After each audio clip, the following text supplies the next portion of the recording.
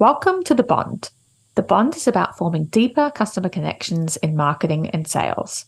In snack-size episodes, we'll help leaders realize their ambitions with greater customer relevance, authenticity, and capability. You'll gain insights about how to build deeper customer connections and grow in today's hyper-competitive markets.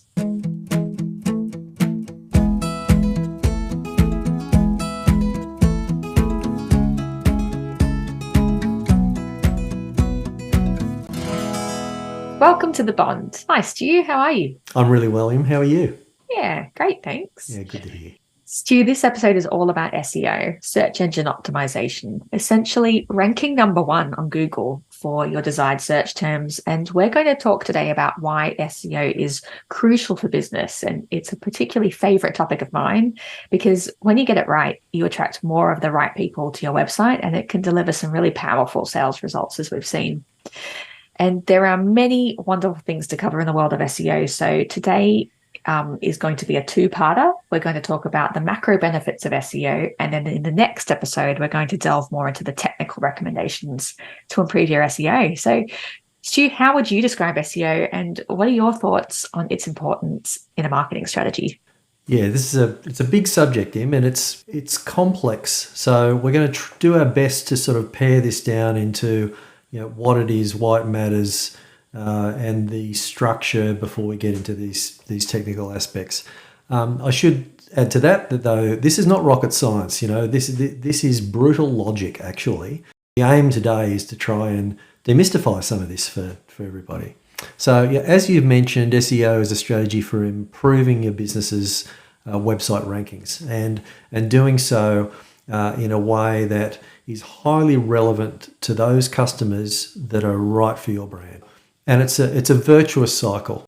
If we help Google to understand what we're talking about, it helps them to serve up our content to the right search result, the right person.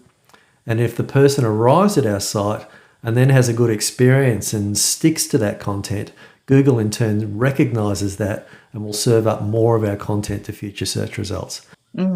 Good point. And we know that Google's algorithm, whilst we have a good understanding, there is an element of secrecy to it, and it is constantly improving. So to avoid it being gamed. But the key things that we remember is that essentially when you boil it all down, Google wants to help its user find the best search result. Yeah. So how does it do it? How does Google find the best search results, Stu? Yeah. So again, nobody really knows, but we've got a pretty good idea. We do. It started with keywords, right? And, for those that you can remember a few years ago, you'd read some website copy and it seemed to be written by a computer, or at least for a computer. It was just littered with keywords that were designed to attract search engine results. That's no longer the case. So, Google actually analyzes content. They're not just looking for keywords. They're analyzing content. They're watching videos. They're listening to audio. And they can tell what you're actually talking about. And the way that we present that we link it together within our site. So, we start with major topics. We'll come back to this in a minute. The way we organize content and the amount of influence or online authority we have that's influenced by the number of other websites that refer to us are all part of this big SEO story. Mixing pot, exactly. So if we were to summarize that, it's essentially creating high quality and relevant content that include your target keywords and organizing it in a way that Google's bots can easily understand it. And when we do that well, we improve our chances of being discovered by the right people that want to connect with us. Yep. You touched on there are many forms of content that can be leveraged to improve SEO. It's not just your website. It's things like your video content, your blog articles, even podcasts. All of these can ladder up into your overall SEO strategy. There's growing belief that the whole online ecosystem is part of the search performance, social media engagement. All of these sorts of things are contributing to the overall SEO result. And when we now start to drill into what are our target keywords. Ideally, this is thought of and documented in our strategic marketing plan and in our content marketing strategy. So we effectively have a roadmap that we can follow when we come to producing all our content that is laddered around what we're going to call topics and then keyword clusters. We use this word content, but it's really what we're talking about, right? And if we're outside a digital ecosystem, what's a good example? If I'm a politician, I have key messages that I want to communicate. And I get up there at my press conference and I have my single overriding communication objectives and these key talking points that no matter what questions I'm asked, I'm going to talk about these things. And marketers have always done that, right? We've come up with these are the key things that we want to communicate about our brand, our product, whatever it might be. Yeah. Now, that is part of content strategy, of course. It's like it's a bit, in the old days it was called messaging strategy. Today, however, content strategy goes a step further in working backwards from the way that we think a search engine is going to interpret customer need. It's much more customer centric, in fact. We're talking about what our key attributes are, but we're doing so in the context of what people want most. So that's how content strategy comes together. Awesome. Thank you. That is really helpful. Let's talk more about this topic and keyword cluster model. So effectively, as brands, we have topics that we have solutions for, problems that we solve, and then we have a bunch of related keywords that wrap around that topic. And the theory is, and we produce content for all of those keywords, and we link those pieces of content back to that topic pillar. We call it a pillar page, but it's effectively a web page dedicated to that topic. And the theory is of this cluster model is that when one keyword performs well, the whole topic cluster gets a boost. And so you're rewarded from Google's perspective when we adhere to the organization of our content in that way. Yeah, you were talking to me earlier about an electric car example. Yeah, so to use an example of an electric car, a topic would be what is the best electric car? And I'm now going to answer that by producing a series of content around that that's more granular. So things like my electric car is the quietest, the fastest, the safest. All of these would be keywords that relate to that overall topic of what's the best electric car. Yeah, because different things mean different things to different people. And so this concept of an electric car comes together as a sort of a multitude of a number of attributes of different interest to different people. And we're able, using the topic cluster model, we're able to piece all of that together in a way that's manageable. Exactly. And if someone just happens to be searching for what's the quietest electric car, they then might be more likely to find me at the top of the search results because I've got all this other supporting content around that topic. It's good, isn't it? It's very clever.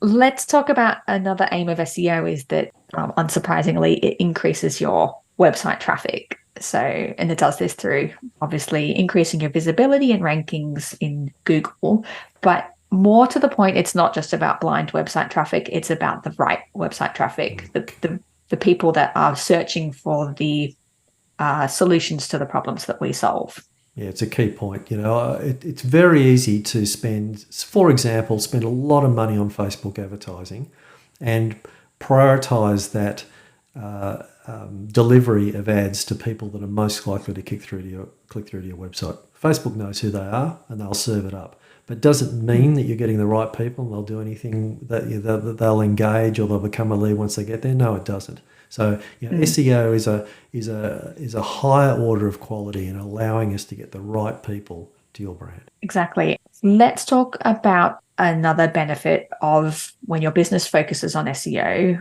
One of the side effects is that you ultimately optimize your website around user experience. And that was a convoluted way of saying to do well at SEO, we focus on user experience and providing the best user experience. And we think about simplicity. We think about answering people's problems and serving the best content for their problems. User experience is vital. So Google has a whole bunch of things they're going to reward you for, but they've also got a bunch of things they're going to penalize you for. Now, the positive things that we can do to get Google to pay attention is to organize our content well and to talk about the things that the people are searching for, and to make sure that there's a high level of correlation between the way we present that content, talk about what it's about and what it actually means to people. So, in other words,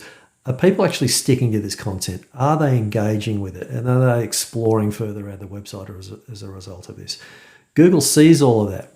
They also see backlinks, what other websites are referring to you, and the authority of other websites is effectively bestowed upon you when other websites refer to you.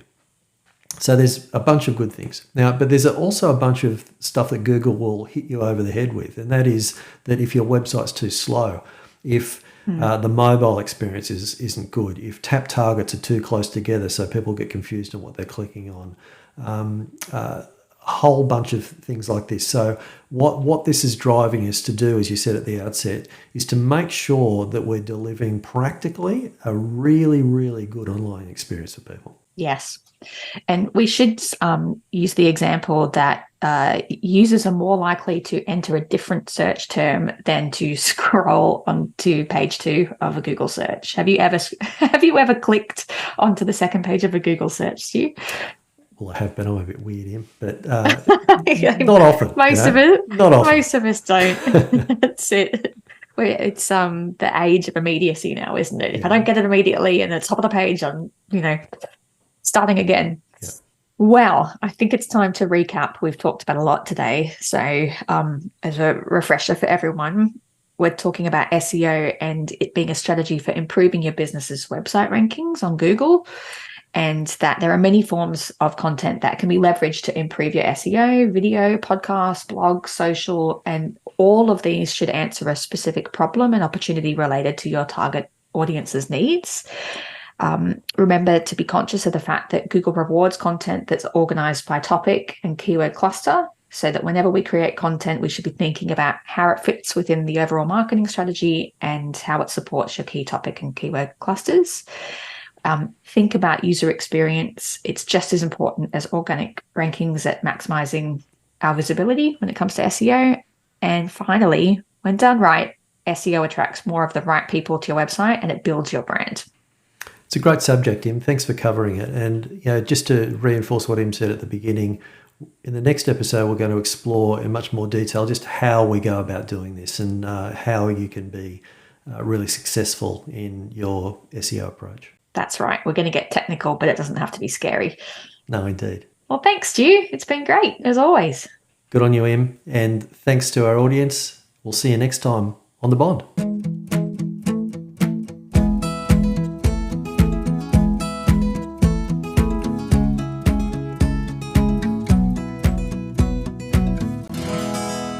The Bond is brought to you by Point & Consulting. We're a marketing and sales consultancy based in Sydney, Australia. We help ambitious businesses to unlock customer value by transforming their marketing and sales, from strategy to process, execution and automation. We like to help good people do better.